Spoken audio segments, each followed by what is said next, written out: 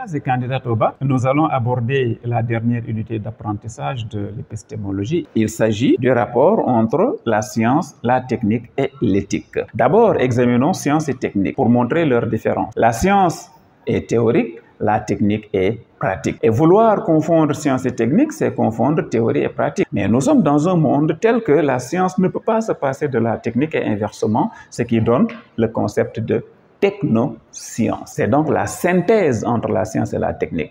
Mais tout le problème qui se pose, c'est de savoir la technoscience est à l'origine de beaucoup de productions. Et ces productions posent un problème éthique. Et la question à se poser, c'est tout ce que fait la science et la technique obéit-il forcément à la morale? Pour simplifier la compréhension, demandons-nous, est-ce que tout ce que la technoscience produit est accepté par la raison, la religion, la morale ou l'éthique? Bien sûr que non.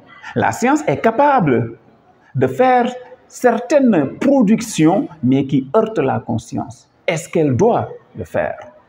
La technique vient à l'aide de la science. Toutes les deux sont à l'origine de beaucoup de productions qui posent un problème de santé publique, qui posent également un problème moral. Alors, il s'agit dans ce cas de se demander, est-ce que cette fois-ci, la philosophie a le droit de laisser la technoscience détruire le monde? La réponse est non.